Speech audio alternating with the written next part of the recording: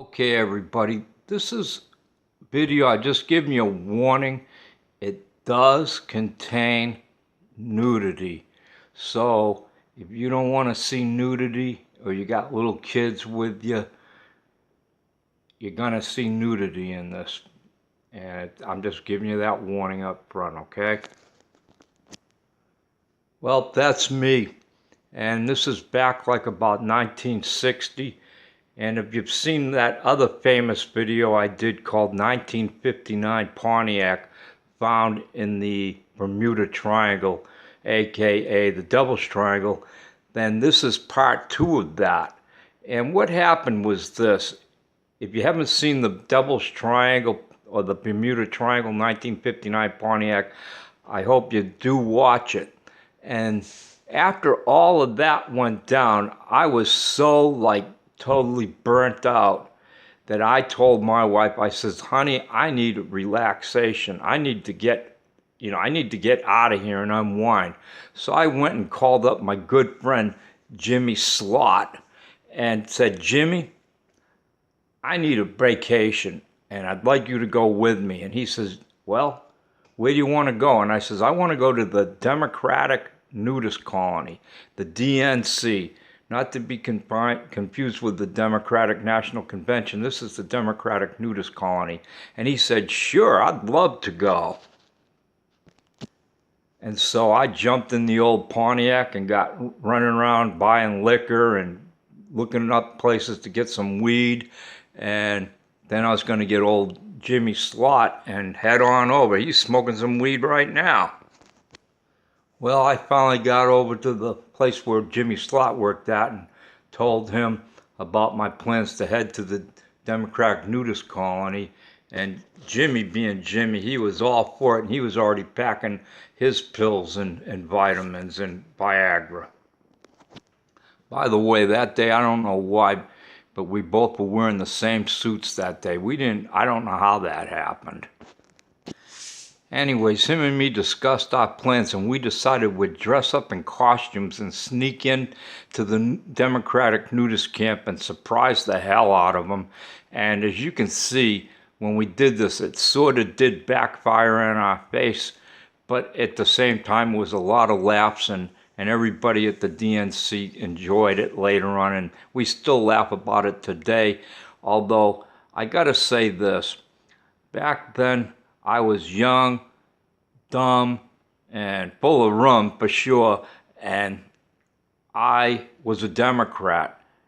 Today, me and Jimmy, we've grown up and we realize everything isn't free and everything can't be free, and that the whole line of malarkey bullshit they were selling us was bullshit. But that's besides the point. When you're young, it's okay to be foolish and have a blast and all that, because that's what you're supposed to do, I guess, when you're young, until you have to start paying bills. Now, if you don't have to pay bills and you wind up with one of those super duper jobs that pays you a lot of money to do nothing, then you can still be into that. And or if you're one of those people that gets a free handout. Now I'm getting too political here. I'm sorry about that. And we're going to get back to the, just the fun it was in 1960 and being young and having a 59 Pontiac and partying. This is a bong that we were putting together and we were getting ready to bring there too. It was one of those deals set up so that like 20 people at a time could use it.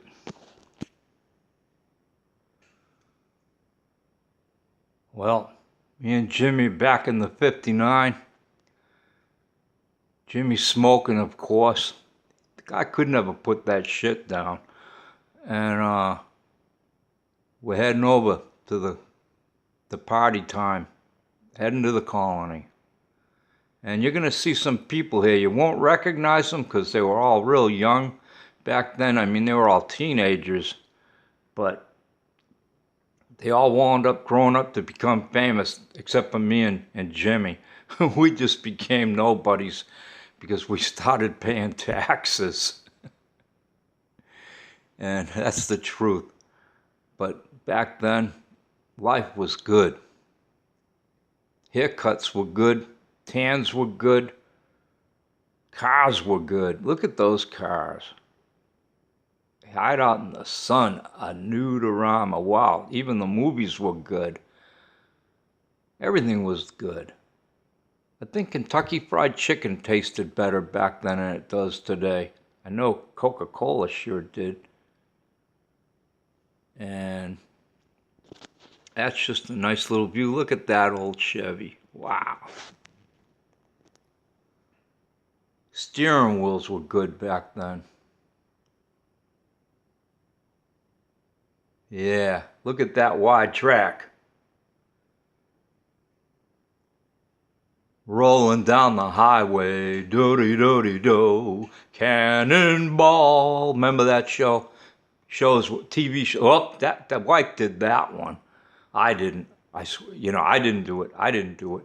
Gotta blame somebody. Wives, that's one thing good about being married, is you can always blame stuff like that on your wife. Look at that car. Well, we're getting ready to head into the DNC. They called it a rocket project, and they had keep out signs because they didn't want people to see what they were all doing. But, well, you're about to see and find out for yourself. And like I says, I'm warning you, there really is nudity coming up for real. Jimmy finally kind of OD'd on that. He got stoned. He thought we had gone to the moon. He was smoking LSD-laced shit. Like I says, when we first got there, we decided we were going to wear costumes and to sneak up on them and mess with them. And at first, they didn't know who we were. They actually thought we were a couple of Republicans that Nixon had sent over to spy on them. You know, we did, later on, Nixon would use the same tactic, and it was something you might have heard about. It's called the Watergate, and he had people dress up like this and sneak into the Watergate to find out the Democratic secrets back, it was probably around 1972, I think. But we were already doing this shit way beforehand. But these costumes, you have to admit they were pretty clever. Okay, here we are. We're at the place also is kind of like a fortress. You have to go through a thick vegetation.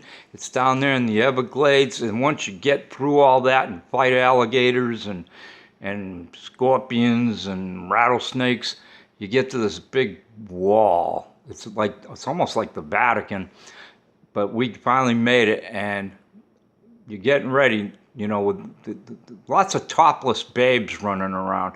Back then, the DNC was a little more strict. Their morals were a little higher, so they did wear bottoms most of the time, but nobody wore tops. And you're going to see a lot of people there, like I said, you won't recognize them, but they're famous today. Just about everybody you see here is either a senator or a congressman or became president or became a secretary of state or went on to the Supreme Court, or became a famous news correspondent, news type person, working for like MSNBC, or CNN, or Fox, those networks. And some of them became big, huge evangelists. None of them became poor, I can tell you that, except for me and Jimmy. We ended up poor, but, that's just the way it goes. We became Republicans, but not even really true Republicans, because those people, they're rich too. The ones at the top, the ones that this is East Coast Florida, and the Republicans were out of this place called the Bohemian Grove. Now you're gonna see people here, and all right, probably one of the most impressive people to come out of here was a guy who some people call him Slick Willie, but back then everybody just called him Little Willie.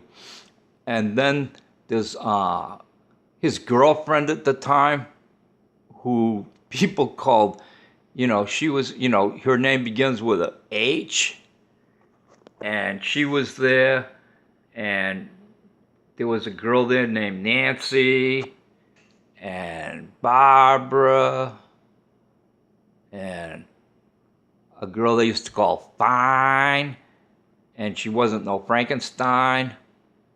And there was a guy we called Brownie. That's Brownie, actually, because he had such a great tan. He went on to become a governor, Moonbeam, and you can see he's wearing antennas even then. Well, actually, they were all a bunch of Moonbeams, and wearing, they dressed up. They were crazy bastards, but they spotted us, and they didn't know who we were. So she was the queen of the day that day. I think it was weekly they'd vote, because they used to like to practice voting plus cheating, and that was part of the game. When you'd try to stuff the ballot box so that you'd become the queen and or the king, and it was practice from when you got into the real game. And it was fun back then, cheating, and I guess it still is. And this is before they caught us. That's me.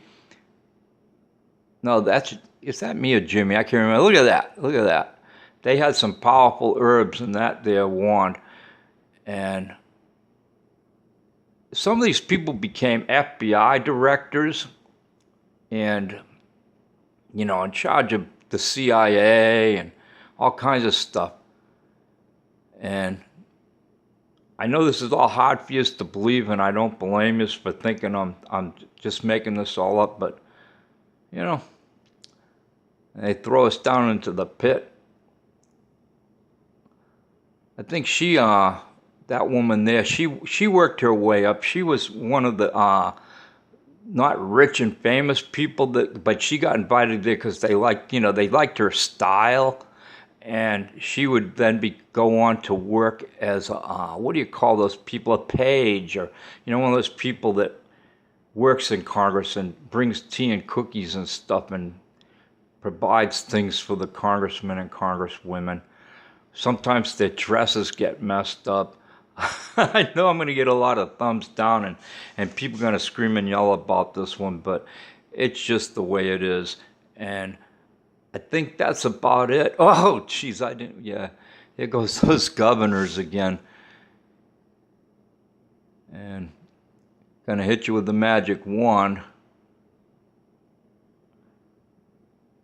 Everybody, life's a blast, life's a laugh, and I hope you like this. This is primarily for 59 Pontiac people, because you don't see them too often in movies.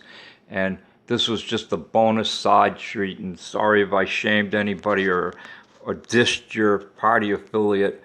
I hope you got a sense of humor. Thanks a lot for watching.